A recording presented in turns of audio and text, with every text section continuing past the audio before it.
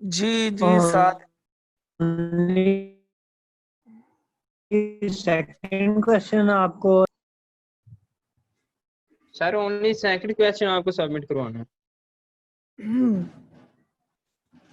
जी second question submit करवाना है, लेकिन उसकी अंडरस्टैंडिंग जो है पहले की आपको आनी चाहिए कि एक्चुअली वो काम क्या हो रहा था। और आज उसकी लास्ट डेट है, ठीक है, सेकंड क्वेश्चन सबमिट कराने की। जी आज जी अब आज, तो क्योंकि वो शाम तक क्योंकि कर दें। कल कल क्लास का वो लैब का टास्क था, तो इस वजह से। और वो बिल्कुल इजी है, जो आपने क्वेश्चन किया है बिल्कुल वही कॉपी है, कोई भी चेंजिंग नहीं है। अच्छा जी, हम बात कर रहे थे लास्ट टाइम डिफरेंट टाइप्स के कंस्ट्रक्टर्स के बारे में। हमारे कंस्ट्रक्टर्स कितने होते हैं, कितनी टाइप्स के होते हैं? 3 तरह के। 3 तरह के, वेरी गुड। कौन कौन डिफॉल्ट से? कंस्ट्रक्टर, पैरामीटराइज और copyright. Copy constructor. Default constructor वो कंस्ट्रक्टर होता है जिसके आर्गुमेंट के अंदर आप एक भी आर्गुमेंट या सारे के सारे डिफॉल्ट पैरामीटर्स पास करते हैं, उस कंस्ट्रक्टर को आप क्या बोलते हैं? Default default. कंस्ट्रक्टर। ठीक है, पहली डेफिनेशन समझ आ गई। उसके बाद पैरामीटराइज्ड कंस्ट्रक्टर वो कंस्ट्रक्टर होता है जिसके अंदर आप एक या एक से ज्यादा फॉर्मल पैरामीटर्स पास करते हैं, उस चीज को हम क्या बोलते हैं? आपका है पैरामीटराइज्ड कंस्ट्रक्टर। इसका मतलब क्या है? जो आप छोटी ब्रैकेट लगाते हैं, छोटी ब्रैकेट के अंदर आप फंक्शन के हेडर में कोई चीज पास कर दें, तो वो आपका क्या बन जाएगा? Parameterised constructor. ठीक है। और फिर था कॉपी कंस्ट्रक्टर। कॉपी कंस्ट्रक्टर की कितनी किस्म के होते हैं? 2 किस्म के होते हैं। एक होता है बिल्ट इन कॉपी कंस्ट्रक्टर या एक यूजर डिफॉल्ट, डिफाइंड। और एक होता है यूजर डिफाइंड कॉपी कंस्ट्रक्टर। जब आप एक ऑब्जेक्ट की वैल्यू दूसरी ऑब्जेक्ट को असाइन कर देते हैं, तो उस प्रोसेस को आप क्या बोलते हैं? Copy constructor. तो ऑटोमेटिकली आप एक ऑब्जेक्ट की वैल्यू दूसरे ऑब्जेक्ट को असाइन कर रहे होते थे। ये था आपका कॉपी कंस्ट्रक्टर। और मैंने तीनों की इंप्लीमेंटेशन भी थी, वो मैंने आपको कल दिखाई भी थी कि एक्चुअली ये किस तरह काम करते हैं। आज हम पढ़ेंगे डिस्ट्रक्टर के बारे में। कल भी हमने डिस्कस किया था कि डिस्ट्रक्टर होता क्या है। अब सबसे पहले डिस्ट्रक्टर क्या होता है ये आप बताएं। कल क्या आपने पढ़ा था? डिस्ट्रक्टर क्या होता है? क्या ये मेंबर फंक्शन है? सर ये जब हम ऑब्जेक्ट को रिमूव करते हैं तो जब आपका ऑटोमेटिकली ऑब्जेक्ट जो है, करवाना। जब आपका ऑब्जेक्ट जो है वो, जी जी,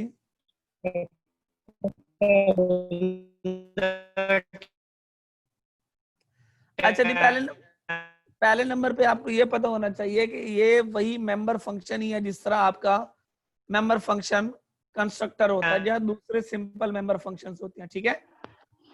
जी सर। इसकी इसकी कोई रिटर्न रिटर्न टाइप नहीं होती टाइप नहीं होती और वैसे। इसका पैरामीटर कोई नहीं नाम, पास करते। वेरी गुड, इसका कोई पैरामीटर पास नहीं करते। अगर कोई पैरामीटर पास नहीं करते तो इसका मतलब है इसकी कोई टाइप नहीं होती। ये एक क्लास में सिर्फ और सिर्फ एक ही होता है। तो इसी वजह से आप इसको क्या कर सकते हैं? ओवरलोड नहीं कर सकते। मिसाल के तौर पे आप इससे एक से ज्यादा डिफाइन नहीं कर सकते। ठीक है। अब ये लिखा हुआ is a public member function automatically called when an object is destroyed. जब एक ऑब्जेक्ट जो होता है वो डिस्ट्रॉय होता है तो ये ऑटोमेटिकली कॉल हो जाता है। The destructor name is the class name. आपको पता है कि डिस्ट्रक्टर का नाम वही होता है जो क्लास का नेम है, और उसकी कोई रिटर्न टाइप नहीं है। सिमिलरली कंस्ट्रक्टर की तरह इसकी कोई रिटर्न टाइप नहीं है। और ये लिखा हुआ इट टेक्स नो आर्गुमेंट। और ये कितने आर्गुमेंट लेता है? कोई आर्गुमेंट नहीं लेता। और ऑब्वियसली बात है, अगर ये कोई आर्गुमेंट नहीं लेता तो हम इसको फर्दर एक से ज्यादा डिफाइन तो नहीं कर सकते ना क्लास के अंदर। जब हम एक से ज्यादा डिफाइन नहीं कर सकते, so we can see it can not be overloaded in class definition. तो आपको ये पता है कि डिस्ट्रक्टर जो होता है वो एक क्लास में एक होता है। ठीक है। जब एक क्लास में एक होता है तो ओवरलोडिंग की डेफिनेशन तो यही है कि एक से ज्यादा डिफाइन कर देना। तो आप एक से ज्यादा डिफाइन नहीं कर सकते। अब उसके बाद वो क्या बोलता है कि प्राइवेट मेंबर फंक्शंस के जो आपके मेंबर फंक्शंस होते हैं, अभी तक आपने उनको पब्लिक लिखा हुआ था, अगर आप उनको प्राइवेट बना दे तो क्या फर्क पड़ेगा? जी, अगर आप मेंबर फंक्शंस को प्राइवेट बना देते हैं तो क्या फर्क पड़ेगा? तो सर फिर इसे हर कोई असेस कर सकता है। नहीं सेस कर सकता। प्राइवेट मेंबर्स फंक्शन का मतलब ये होता है कि अगर मैं, चले मैं कल वाली एग्जांपल जो आप लोगों को मैंने की कराई थी, मैं वही ओपन कर लेता हूँ। सर कल आपने प्राइवेट में हम खुद ही उसे असेस कर सकते हैं, जबकि पब्लिक में हर कोई। जी कल आपने कहा था कि मैं बताऊंगा कंस्ट्रक्टर प्राइवेट और वो पब्लिक दोनों हो सकते हैं कि नहीं, वो बताया नहीं आपने। जस्ट 1 मिनट दे मुझे।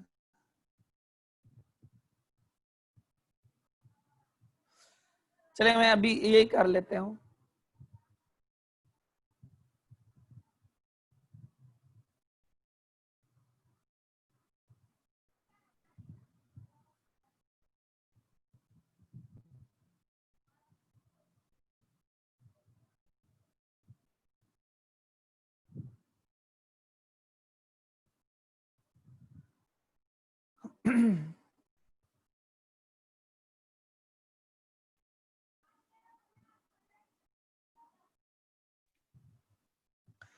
ये आपको कोड नजर आ रहा है? जी जी सर हाँ। सर। पहला जो अजान ने क्वेश्चन किया कि सर आपने बोला था, ये वही कोड है जो आपने कल किया था। कोई चेंजिंग नजर आ रही है तो मुझे बता दीजिएगा, ठीक है? वही कोड है। और अगर आपने देखा था तो आपको समझ आएगी, जिसने नहीं देखा उसे समझ नहीं आनी। तो ये सर आप इसका लोगों भी को, थोड़ा सा बता दें, ये जो आपने पैरामीटराइज कंस्ट्रक्टर में से ये तो क्वेश्चन में आया ही नहीं था, नीचे तो वाला। ये मैंने वैसे वैसे मैंने ऐड कर दिया था ताकि आपको, अब ये देखो, ये मैंने कंस्ट्रक्टर कौन सा बनाया है? प्राइवेट। प्राइवेट बनाया है। ये डिफॉल्ट कंस्ट्रक्टर प्राइवेट है। जो ही आपने प्राइवेट बनाया तो ये आपको नीचे एरर दे रहा है। एरर क्या दे रहा है जी, देखिएगा यहाँ पे ये आपको एरर दे रहा है। क्यों एरर दे रहा है? वो बता रहा है कि T1 जब आप क्रिएट करते हैं तो डिफॉल्ट कंस्ट्रक्टर कॉल होता है, और कॉल आप तब, कॉल का मतलब होता है एक्सेस होना, और आप एक्सेस तब कर सकते हैं जब वो पब्लिक हो। तो प्राइवेट मेंबर्स को तो आप एक्सेस नहीं कर सकते ना आउटसाइड द क्लास। समझ आए? जी सर आ गई। तो इसी वजह से कहते हैं कि जो कंस्ट्रक्टर्स हैं वो हमेशा हमेशा क्या होने चाहिए? पब्लिक होने चाहिए प्राइवेट। ना। पब्लिक। भाई प्राइवेट होंगे तो एरर मिलेगा आपको, एरर क्योंकि मिलेगा। आपने अच्छा। ऑब्जेक्ट जो क्रिएट करने हैं वो मेन में क्रिएट करने हैं, तो आपको एरर मिलेगा। तो इसी वजह से कहते हैं कि कंस्ट्रक्टर्स हमेशा आपके क्या होने चाहिए? पब्लिक होने चाहिए। पब्लिक होने चाहिए। ये पहला जो अजान ने क्वेश्चन किया ये वो था। अब क्वेश्चन ये है कि वो कहता है कि भाई अगर आप किसी मेंबर फंक्शन को प्राइवेट बना देते हैं तो इसका क्या मतलब है? यहाँ से मेंबर फंक्शन मैंने कॉपी किया और यहाँ पे मैंने लिख दिया, तो क्या फर्क पड़ेगा?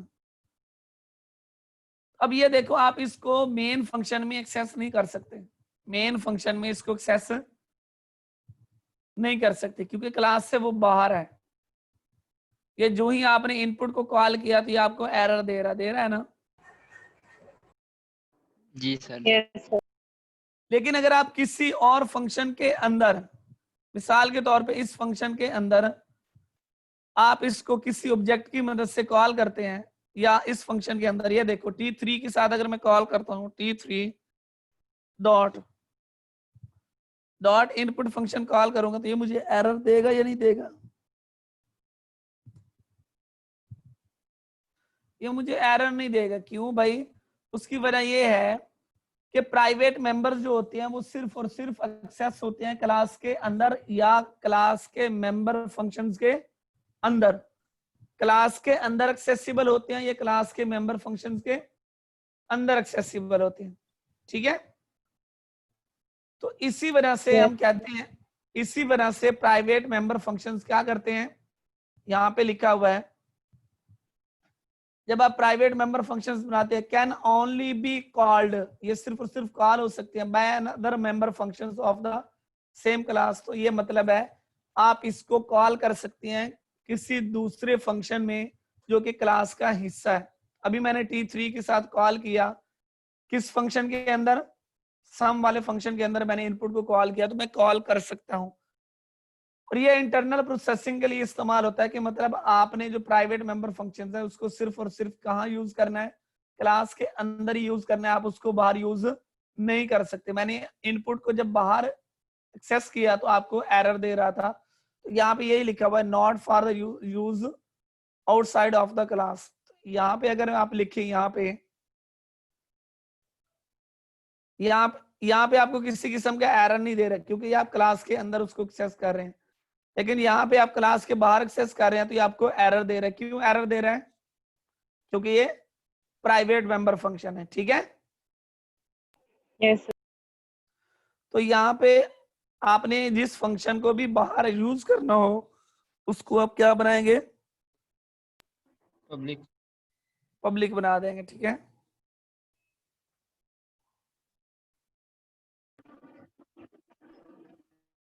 तो यहां तक आपको प्राइवेट मेंबर फंक्शन की डेफिनेशन भी समझ आ गई। अब आपको किसी किस्म का कोई एरर नहीं मिलेगा जब आप उसको कॉल करेंगे नीचे। अब देख बताए मुझे एरर मिल रहा है कोई? No sir. ठीक है, तो प्राइवेट मेंबर फंक्शंस की भी आपको समझ आ गए। अच्छा ठीक, उसके बाद आगे लिखा हुआ है कि हम ऑब्जेक्ट कैसे पास करते हैं किसी भी फंक्शन के अंदर। तो हम ऑब्जेक्ट कैसे पास करते हैं? दो तरीके हैं ऑब्जेक्ट पास करने के। A class object can be passed as an argument to a function. तो आपने देखा कि हम कैसे पास करते हैं। यहाँ पे देखें, ये सम वाले फंक्शन में देखें, हमने जिस तरह हम सिंपल आर्गुमेंट पास करते हैं, इसी तरह हम ऑब्जेक्ट भी पास कर सकते हैं किसी भी फंक्शन के अंदर। ठीक है, आगे क्या लिखा हुआ है? व्हेन पास्ड बाय वैल्यू, जब पास बाय वैल्यू होती है तो क्या होता है जी? जब हम पास बाय वैल्यू करते हैं तो क्या होगा? Function makes a local copy of the object. इसका मतलब क्या होता है कि एक अलग कॉपी बन जाती है। पास बाय वैल्यू क्या करती है? जब मैं ये करता हूं कि मैंने एक अटेंडेंस शीट जो है वो डाउनलोड करके एसक्यूएल को दे दी, मैं क्या दे रहा हूं? एक कॉपी दे रहा हूं, एक कॉपी दे रहा हूं। तो इसी वजह से पास बाय वैल्यू क्या होती है कि फंक्शन जो है वो उसकी कॉपी बना देगा। ठीक है, और original object in the calling environment is unaffected by the actions in function. इसका क्या मतलब है? इसका मतलब ये है कि अगर आप यहाँ पे ये कांस्टेंट रिमूव कर देते हैं और यहाँ पे आप कर देते हैं, तो ये क्या कर रहा है? ये t1 की वैल्यू t को पास कर रहा है। t1 की पूरी वैल्यू t को पास कर रहा है। अब t जो है वो एक अलग मेमोरी है और t1 जो है वो एक अलग मेमोरी है। ठीक है, जो t1 की वैल्यूज हैं एक्चुअली वो t की वैल्यूज हैं। ऐसे ही है ना? जी सर। क्योंकि आपने t1 को पास किया t की जगह पे, तो ये पास बाय वैल्यू है। तो इसका मतलब है t की जो वैल्यू है वो क्या होगी? जो t1 की वैल्यू। यहाँ पे आप सी आउट करके t देख सकते हैं यहाँ पे। तो ये है पास बाय वैल्यू। तो इसका मतलब है ये अलहदा t। इसका मतलब क्या है? इसका मतलब ये है, यहाँ पे अगर मैं देखा हूं, यहाँ पे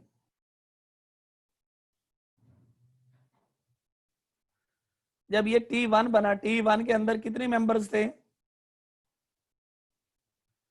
एक था आपका km का,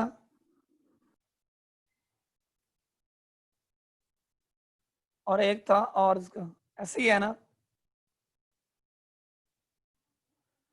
ये t1 था जो मेन में पास हो रहा था। अब t जो है वो भी ऐसे ही बनेगा, उसको भी रैम में जगह मिलेगी, ये km बन गया, ये HRS बन गया। ठीक है, और इसका नाम t है। अब अगर यहाँ पे km की वैल्यू जो है वो 10 है सपोज, तो यहाँ पे km की वैल्यू कितनी होगी? 10। ये अलहदा मेमोरी है, ये अलहदा मेमोरी है। तो यहाँ पे अगर आप चेंजिंग करते हैं तो क्या यहाँ पे चेंज होगा? नो सर, नहीं होगा, क्योंकि अलहदा मेमोरी है ना। समझ आ गए? सिंपल मिसाल ये है कि आपने एक यूएसबी का डाटा दूसरी यूएसबी में कॉपी किया, और आप जो जिस यूएसबी में कॉपी किया उसमें आप क्या करें, चेंजिंग कर दे, तो क्या वो ओरिजिनल यूएसबी में डाटा चेंज होगा? तो नहीं होगा ओरिजिनल। No sir. ये है पास बाय वैल्यू, तो इसका मतलब है ये अलग मेमोरी मिलेगी उसको। अब वो ये बोल रहा है, अब ये original object in calling environment is unaffected by the actions in function. जब आप ये करते हैं, कॉल बाय वैल्यू करते हैं, तो ओरिजिनल जो ऑब्जेक्ट होता है उसकी वैल्यू चेंज नहीं होती। अगर आप दूसरे ऑब्जेक्ट की वैल्यू चेंज कर दें तो। अब वो ये बोलता है कि when passed by reference function can set functions to modify the object. जब आप पास बाय रेफरेंस यूज करते हैं तो क्या फर्क होता है? अभी मैंने आपको करके दिखा दिया। अब पास बाय रेफरेंस में क्या होता है, क्या बनेगा? सर सेम मेमोरी होगी दोनों। अब ये हो गया, मिसाल के तौर पे T1 होगा, इसका नाम ये KM है। ये पास बाय रेफरेंस में समझा रहा हूँ आपको, और ये मैं समझा के थक चुका हूँ, फिर भी आपको समझ नहीं आ रही। यह जहां पे आप T बनेगा, T को अलग मेमोरी नहीं मिलेगी। T किसको पॉइंट कर रहा होगा? T पॉइंट कर रहा है T1 को ही, ठीक है। T जो है वो किसको पॉइंट कर रहा है? T1 को ही पॉइंट कर रहा है। अब यहाँ पे आप कोई भी चेंजिंग करेंगे तो वो एक्चुअल ओरिजिनल वैल्यू पे भी चेंज होगा। क्यों? क्योंकि उसको अलग मेमोरी नहीं मिली। समझ आई? वो उसी चीज को पॉइंट आउट कर रहा था जो आपने दी हुई थी मिसाल के तौर पे चीज। मिसाल के तौर पे मैंने अपने यूएमएस का अकाउंट एसपीएल को दे दिया, तो मेरा अब जो एसपीएल का अकाउंट है एक्चुअली वो मेरा ही अकाउंट है। वो मेरे ही अकाउंट को क्या कर रहा है? एक्सेस कर रहा है। जो भी चेंजिंग करेगा वो यहाँ पे चेंज कर सकता है। ये क्वेश्चन लाजमी आया पूछा जाता है कि पास बाय वैल्यू में और पास बाय रेफरेंस में क्या फर्क है और कौन सा हम प्रेफर करते हैं। बताएं कौन सा हम प्रेफर करेंगे। अब ये लिखा हुआ है यूजिंग रेफरेंस। अब ये लिखा हुआ है using a value parameter for an object can slow down a program. Slow down कैसे बना देता है ये? And waste space. इसका मतलब क्या होता है कि अलग मेमोरी मिलती है उसको। जब अलग मेमोरी मिलती है तो ऑब्वियसली बात है मेमोरी में डाटा या वैल्यू कॉपी करने में टाइम लगेगा, है ना? Yes, sir. मेमोरी भी वेस्ट हो रही है और टाइम भी आपका, प्रोसेसिंग भी आपकी स्लो हो रही है। जबकि यूजिंग रेफरेंस पैरामीटर ये क्या करेगा? स्पीड्स अप प्रोग्राम, ये आपकी स्पीड को बढ़ा देगा। लेकिन इसके नुकसान क्या है? इसके नुकसान ये कि but allows the function to modify data in parameter. वो ये बता रहा है कि आप ओरिजिनल वैल्यू चेंज कर सकते हैं। अब पास बाय वैल्यू में ओरिजिनल वैल्यू चेंज नहीं होती। उसका फायदा ये है। पास बाय वैल्यू का नुकसान क्या है कि वो मेमोरी वेस्ट कर देता है और स्लो होता है। पास बाय रेफरेंस का फायदा ये है कि ये तेज होता है और मेमोरी वेस्ट नहीं करता।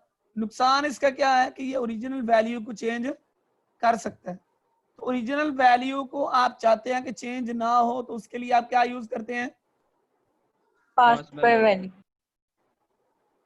तो उसके लिए आप यूज करेंगे कांस्टेंट कीवर्ड यूज करेंगे पास बाय रेफरेंस के साथ। आप ये चाह रहे हैं कि स्पीड भी तेज हो, मतलब एग्जीक्यूशन भी तेज हो, लेकिन वैल्यू चेंज ना हो, तो उसके लिए आप क्या यूज करेंगे?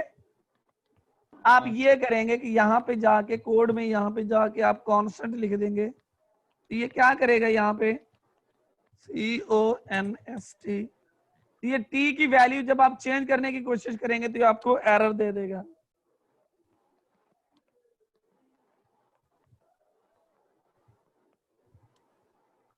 क्या आपको नजर आ रहा है? आपको एरर दे रहे हैं, ठीक है। Yes, sir. तो कांस्टेंट आप लगा देते हैं ताकि ओरिजिनल वैल्यू भी चेंज ना हो। जहां पे आप अनइंटेंशनली भी इसको चेंज करना चाहें तो ये आपको एरर दे देगा कि भाई ये आप यहाँ पे चेंज नहीं कर सकते। अब लिखा हुआ है to save space and time while protecting parameter data that should not be change use constant reference parameter, हम क्या यूज करते हैं, कांस्टेंट रेफरेंस पैरामीटर यूज करते हैं। स्पेस को बचाने के लिए और टाइम को बचाने के लिए हम यूज करते हैं रेफरेंस, और वैल्यू को प्रोटेक्ट करने के लिए आप क्या यूज करते हैं, कांस्टेंट कीवर्ड यूज करते हैं। जब आप कांस्टेंट कीवर्ड यूज करते हैं तो ये क्या कर देता है, आपका फंक्शन किस तरह लिखा जाएगा, कांस्टेंट, उसके बाद आप क्या लिखते हैं, क्लास का नेम, एड्रेस ऑपरेटर और ऑब्जेक्ट का नाम, ठीक है। in order to for slow down for show function to call square member function, use those functions must be used constant in their prototype and header। आप ये चाहते हैं कि जिस फंक्शन के अंदर आप उसकी वैल्यू चेंज नहीं करना चाहते उस ऑब्जेक्ट की, आप उसके अंदर क्या यूज करें, हेडर के अंदर कांस्टेंट का लगा दें। ये कांस्टेंट आपने लगा दिया तो यहाँ पे आप एस की वैल्यू चेंज नहीं कर सकते, ठीक है। उसके बाद हमने देखा था कि हम वैल्यू रिटर्न भी कर सकते हैं फंक्शन से। तो आप वाली, अगर मैं आप लोगों वाली एग्जांपल देखूं तो आप वाली एग्जांपल में कौन सी वैल्यू रिटर्न हो रही थी फंक्शन में, t3 रिटर्न हो रही थी। और रिटर्न की डाटा टाइप क्या होगी सर, वो जो उसका फंक्शन नेम की होगा फंक्शन। रिटर्न टाइप क्या होगी, सर क्लास का नेम होगा। क्लास का नेम होगा, वेरी गुड, क्लास का नेम होगा। तो आपने ये जो वैल्यू आप रिटर्न कर रहे हैं इसको यूज करने के 3 मेथड हैं, लेकिन मैंने आपको एक मेथड कराया था कि सिंपल आप इस वैल्यू को किसी में जाके स्टोर कर दें फिर उसको आप एक्सेस कर लें, ऐसे ही था ना। जी सर। अब यहाँ पे यही लिखा हुआ है कि जब आप रिटर्न करते हैं एक ऑब्जेक्ट तो आपको क्या चीज यूज करना पड़ेगी, a function can return an object, return an object. मिसाल के तौर पे आपने जो प्रोटोटाइप लिखी उसमें क्या लिखा, आपने लिखा स्क्वायर, स्क्वायर क्या था आपका, क्लास का नेम था, ठीक है। स्क्वायर क्या था, क्लास का नेम था। और यहाँ पे आपने लिखा इनिशियल स्क्वायर, मिसाल के तौर पे ये कोई फंक्शन था उसके अंदर आपने ये चीज बना दे, ठीक है। जिस तरह आपने यहाँ पे लिखा ट्रेवल सम और उसके अंदर आपने पैरामीटर्स पास कर दिए, ऐसे ही था ना। जब आप कॉल करेंगे इस फंक्शन को कॉल करेंगे, अगर आप कोई ऑब्जेक्ट रिटर्न करना चाह रहे हैं तो आप क्या करेंगे, उस ऑब्जेक्ट कोई एक ऑब्जेक्ट इक्वल लगा देंगे और उस फंक्शन को कॉल कर देंगे। जिस तरह आपने कल क्लास में क्या किया था कि यहाँ पे आपने मेन में जब आपने इसको कॉल किया तो ऑब्वियसली बात है t3 की वैल्यू को आपने क्या करना है, स्टोर करना है, ऐसे ही है ना। तो t3 की वैल्यू को स्टोर करने के लिए यहाँ पे आप t4 लगा दें, t5 लगा दें, t3 लगा दें, t समथिंग कुछ भी लगा दें। क्या मैं यहाँ पे डायरेक्ट t3 एक्सेस कर सकता हूं, मेन में क्या मैं डायरेक्ट t3 एक्सेस कर सकता हूं,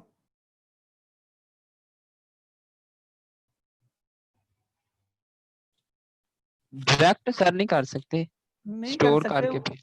जी, क्योंकि वो लोकल ऑब्जेक्ट है। लोकल ऑब्जेक्ट सिर्फ और सिर्फ अपनी फंक्शन के अंदर ही कॉल होता है, जिस तरह लोकल वेरिएबल होता है, ठीक है। तो वो यही बोल रहा है कि आप उसको क्या कर सकते हैं, रिटर्न कर सकते हैं और आप वैल्यू किसी एक ऑब्जेक्ट में स्टोर कर सकते हैं यहाँ पे।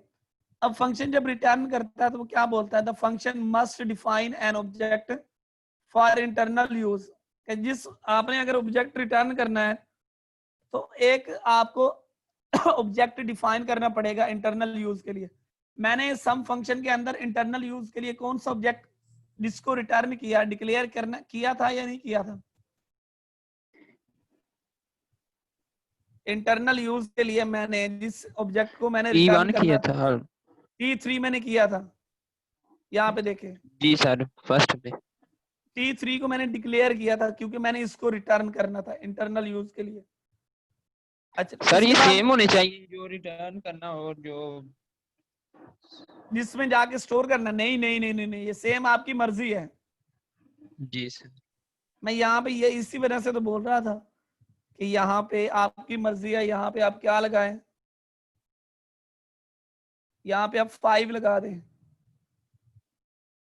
सर ऊपर की बात कर रहा हूँ, वो जो आपने क्लास का नेम लिखा था क्लास का, कहाँ पे?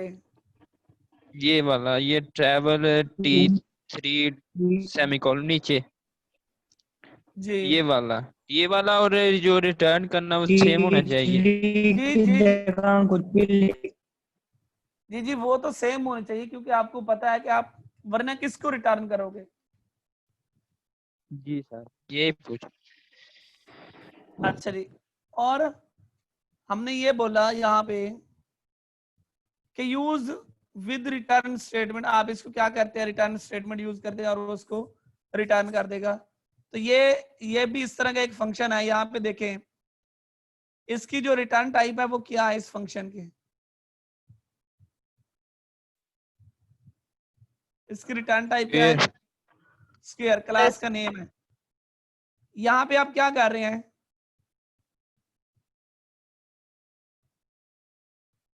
ऑब्जेक्ट ले लोग। ये आप ऑब्जेक्ट क्रिएट कर रहे हैं, सही है ना? जी सर। Yes, sir. यहाँ पे आपने ऑब्जेक्ट क्रिएट किया, ये आपने कोई एक वेरिएबल लिया मिसाल के तौर पे, ये इनपुट ली, और आपने यहाँ पे क्या किया है, कोई इनपुट फंक्शन को सेट वैल्यू को कॉल कर रहे हैं, और एस के अंदर वो वैल्यू चली जाएगी और एस को आप रिटर्न कर रहे हैं, ऐसी है ना? जी सर। और यहाँ पे जब रिटर्न होगा तो एस को किसी जगह पे स्टोर भी तो करना पड़ेगा ना?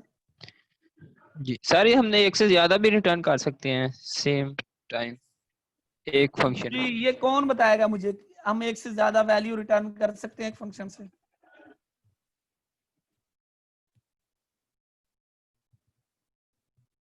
जी, कौन बताएगा मुझे?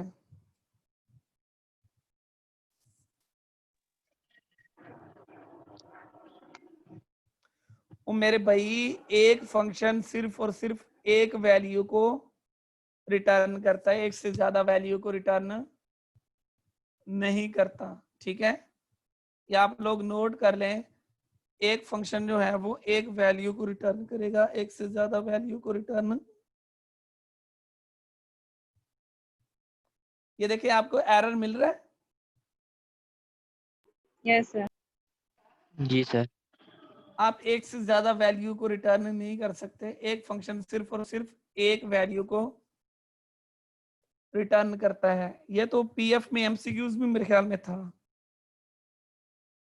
अच्छा, एक फंक्शन सिर्फ और सिर्फ एक वैल्यू को रिटर्न करता है। अच्छा जी, कल मैंने आप लोगों को एक क्वेश्चन बताया था कि what is difference between arrow operator and dot operator, बताया था ना? मैं आपको जी 3 मिनट सर। पढ़े, मैं पहले आपको समझा देता हूँ एरो ऑपरेटर और डॉट ऑपरेटर में फर्क क्या है।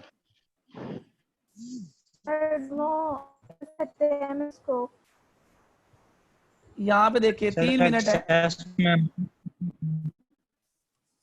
ये देखिए गौर से देखिएगा। यहाँ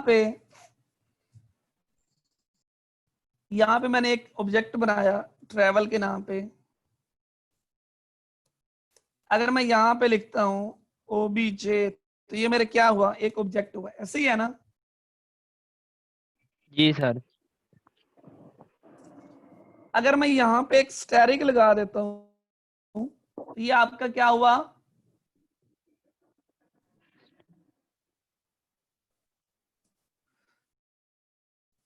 पॉइंटर।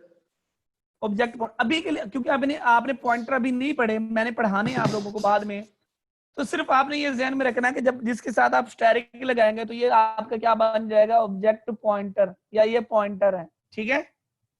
जी सर।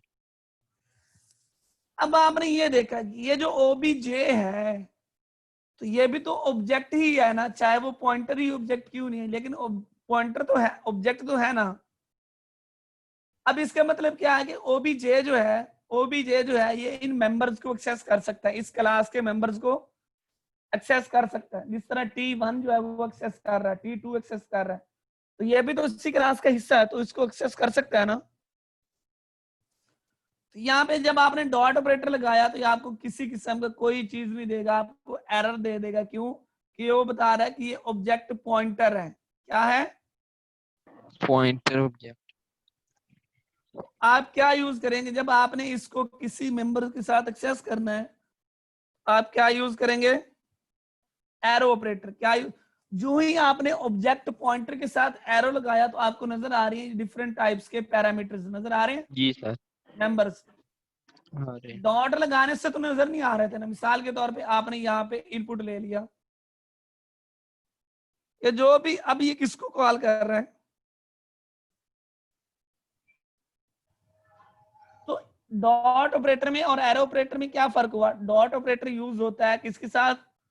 ऑब्जेक्ट के साथ, सिंपल ऑब्जेक्ट के साथ। और एरो ऑपरेटर किसके साथ यूज होता है? Pointer pointer object. Centre object. Back pointer object के साथ एक्सेस करने के लिए इस्तेमाल होता है। दोनों का काम सेम है, लेकिन थोड़ा सा डिफरेंस है। मैंने आपको समझा दिया दोनों में डिफरेंस। अगर आपको कोई एमसीक्यूज आता है, ये शॉर्ट क्वेश्चन आता है, तो आप इसको एग्जांपल से भी एक्सप्लेन कर सकते हैं। ठीक है?